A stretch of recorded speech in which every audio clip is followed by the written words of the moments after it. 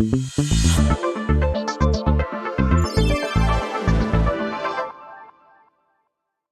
everyone, John here. Hope everyone's having a great night. Just wanted to talk tonight a little bit about emotions and how they kind of play into our daily lives, and especially from a perspective of awareness or mindfulness and presence. We all know that we have emotions, right? We all have emotions. Every human being experiences emotions. That's probably the best way to say it, right? We don't have them. This is the point I'm trying to get to. Not to get ahead of myself. We don't have emotions. We experience, right? Always remember that. You experience an emotion. You don't have an emotion. You are not that emotion. So we all have emotions: anger, fear, anxiety, happiness, sadness, whatever the emotion might be. The key is learning not to identify with that emotion. So when I mean identify with, a better way maybe to put it would be, when you identify with an emotion, you're actually merging with that emotion. You're energizing that emotion. You're feeding that emotion. And by doing that, that emotion now takes a stronger hold over you. It kind of snowballs on you. It's harder to pull back from. So when we identify with an emotion, we make that emotion who we actually are, and that's not the case. Our emotions are there for us to experience them. You're sitting around family and conversations come up that maybe aren't what you believe in, or aren't, whether it's whatever the topic might be, it's not something that's in line with your values, right?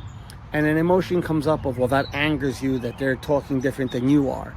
Well, once you identify with that emotion, the words you use are more hurtful and more pointed, and it could just escalate from there into an all-out, shouting match. And so when you identify with that emotion and you feed it, it actually takes over, and it's harder for you or most people to really pull back from that at that point.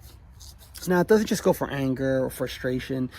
It goes for sadness. If somebody is upset about something, they get bad news, there's an unfortunate death in the family, whatever the situation might be, when you identify with that, and now you're saying, oh, well, my life sucks. Well, this is the worst, and this is horrible, and whatever other phrase you want to throw in there, and you've identified with that sadness, you're making it who you are. Now, not only do you have to deal with a situation that is an unfortunate situation, and yes, isn't maybe what you would want to be happening right now in your life, but now you've created this story around it where it's the end of the world. Now you've created this story around it where it's a problem. It's no longer a situation, now it's a problem.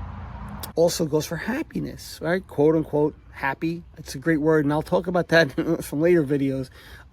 The point I'm trying to kind of get at, and so I'm trying to touch on all different angles of whether it's sad or angry or anxiety or fear, is when you identify with that emotion, you energize it so much that it's harder for you to kind of detach from that. And again, this isn't to say you want to push the emotion away. This is like thoughts. We don't push our thoughts away because that's super counterproductive. Allow that emotion to be there, right? Allow it to come full force.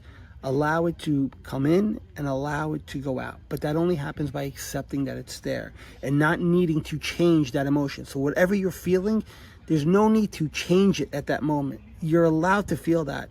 It's important to feel that.